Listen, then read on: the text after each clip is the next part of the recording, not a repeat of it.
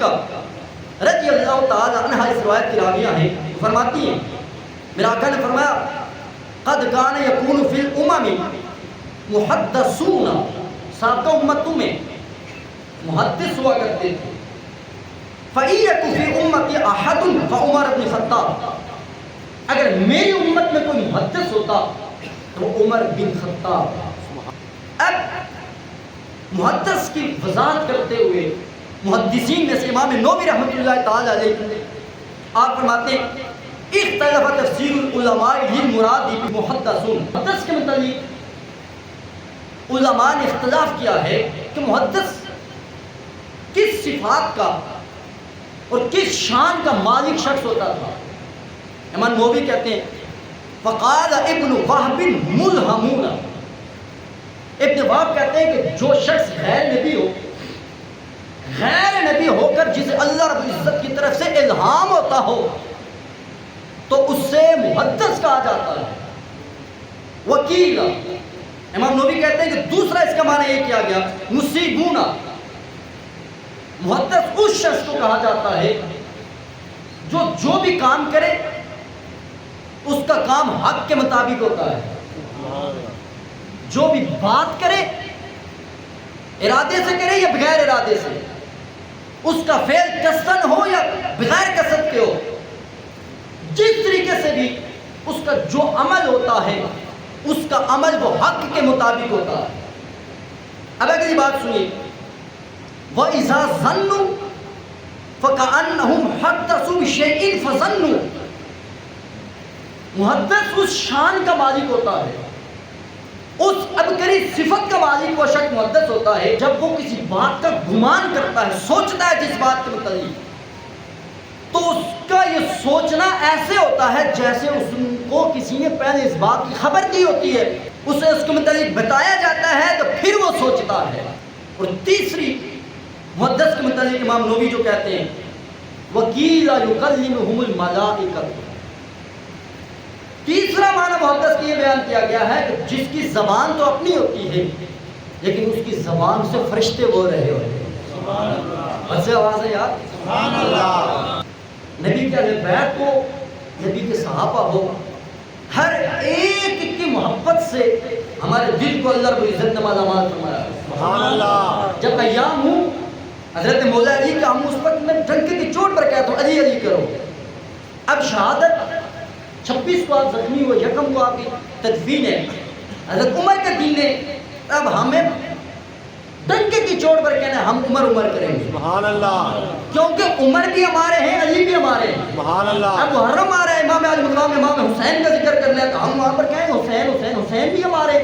سبحان اللہ۔ لیکن حضرت عمر فاروق رضی اللہ تعالیٰ عنہ کی یہ شان اگر رب نے آپ کو عطا فرمائی ہے، حضرت عمر ہمارے، حضرت عمر کی محبت ہمارے دل میں ہے، جتنا ہم کسی اور صحابی کا ایام میں ان کے ذکر محبت سے کرتے ہیں نا، اسی طریقے حضرت عمر فاروق کا ذکر آئے تو میں کہتا ہوں محبت کے ساتھ آواز ہے سبحان اللہ۔ سبحان اللہ۔ ہم فاروقی بھی ہیں، ہم حیدری بھی ہیں، ہم صدیقی بھی ہیں، ہم عثمانی بھی ہیں۔ اللہ رب العزت نے مسلمانوں کو ہی تو یہ تحفے عطا فرمائے ہیں۔ سبحان اللہ۔ یہ بکمال، یہ ایمان سے مالا مال ہستیاں یہ اللہ رب العزت نے مسلمانوں کو ہمیں عطا فرمائی ہیں۔ تو اور امام بخاری کہتے ہیں یجری الثواب علی السنتی، جو بولتا ہے نا محدث، اس کی زبان سے جو بات نکلتی ہے اس کی بات کو اللہ رب العزت وہی بات اس کی زبان سے نکالتا ہے جو حق اور سچ اور درست ہوتی ہے۔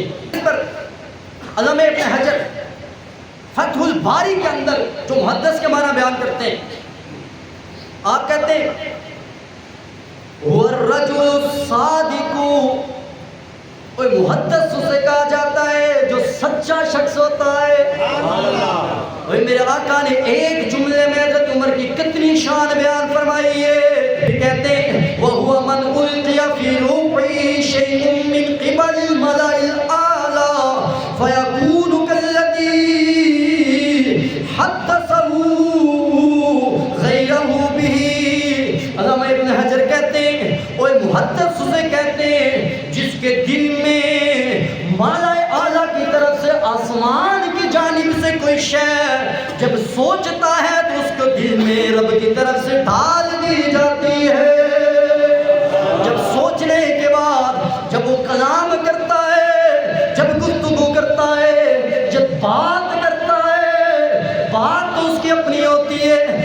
لیکن اس کی بات کے متعلق، بولنے کے متعلق اسے پہلے سے خبردار کر دیا جاتا ہے۔ پھر کہتے ہیں وَقِيلَ مَن يَجْرِ الثَّوَابَ عَلَى لِسَانِهِ مِنْ خَيْرِ قَصْدٍ، یہ وہ شان کا مالک وہ شخص ہوتا ہے جسے اللہ رب العزت نے یہ شان ان صفات سے مالا مال فرمایا ہوتا ہے، بغیر کسی ارادے کے، بغیر کسی قصد کے جو کلام کرتا ہے اس کے کلام کو رب کریم واقعہ کے مطابق درست ٹھہرا دیتا ہے۔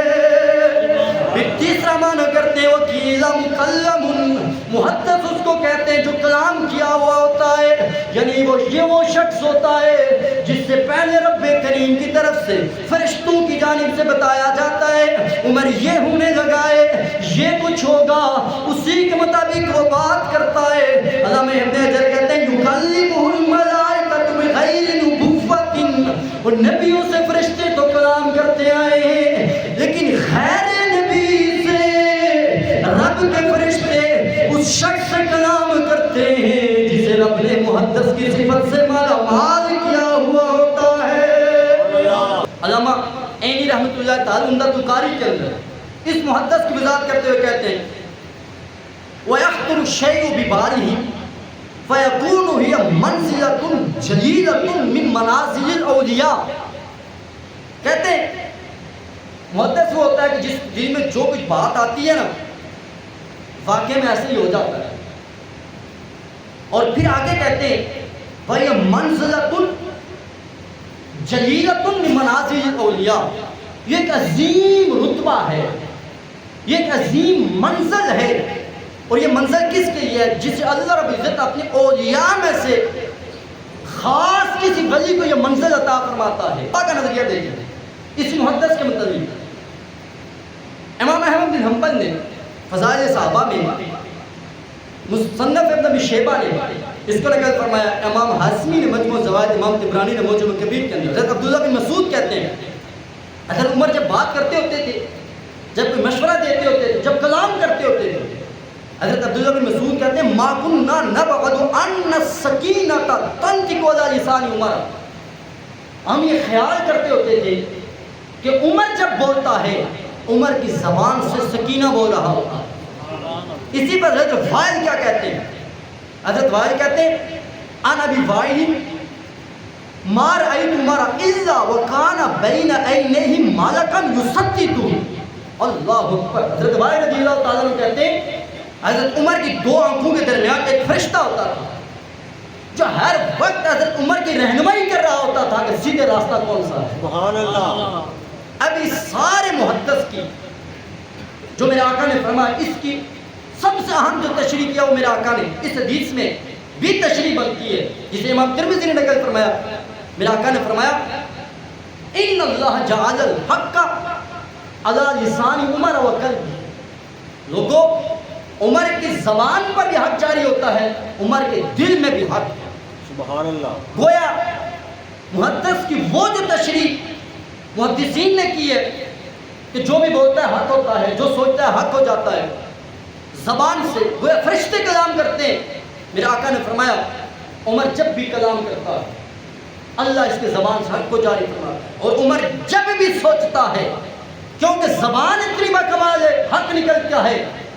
کیوں حق نکلتا ہے؟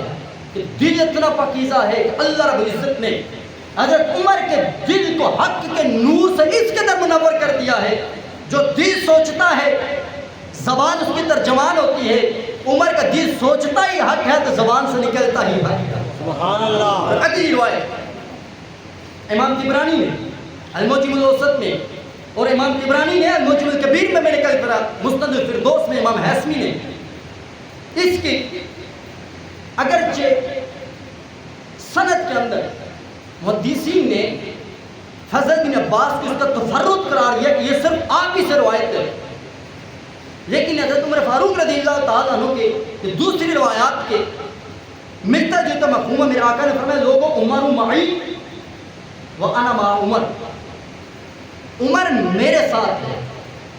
اگر اس کی میں تشریح کروں آج کے دور میں عمر، آج بھی دیکھنا عمر کون ہے، کہاں پر ہے، جا کر مسجد نبی میں دیکھ لو، عمر آج بھی مصطفیٰ کے ساتھ ہے۔ سبحان اللہ سبحان اللہ. عمر کو آج بھی مصطفیٰ نے اپنے پہلو میں سلایا ہوا ہے. اس وقت تو ساتھ تھے ہی حضرت عمر، لیکن میرے کملی والے آقا نے اس جملے میں فرما دیا تھا لوگوں کو، لوگوں عمر میرے ساتھ ہے. جب بھی تم میرے دروازے پر آؤ گے تمہیں عمر کے دروازے پر بھی آنا. سبحان اللہ. جب تم مجھے سلام کرو گے وہاں پر تمہیں ساتھ عمر کو سلام کرنا پڑے گا. سبحان اللہ. اس وقت بھی عمر مصطفیٰ کے ساتھ، زمین کے اوپر بھی عمر مصطفیٰ کے ساتھ، اور زمین کے نیچے بھی عمر مصطفیٰ کے ساتھ. سبحان کل اللہ. حشر میں بھی جب اٹھیں گے اس وقت بھی یاد آتی ہے. میرے مصطفیٰ کریم علیہ الصلوۃ والسلام نے فرمایا عمر کو یہ شان اللہ نے اس وقت عطا فرمائی گی کل حشر میں بھی عمر مصطفیٰ کے ساتھ ہوگا. سبحان اللہ. گویا میرے آقا نے فرمایا لوگوں عمر میرے ساتھ، میں بھی عمر کے ساتھ. اب اس روایت میں وہی بات، عمر بھی مصطفیٰ کے ساتھ ہے، مصطفیٰ بھی عمر کے ساتھ. والحق بعد ما عمر، میرے جانے کے بعد حق عمر کے ساتھ ہوگا. سبحان اللہ.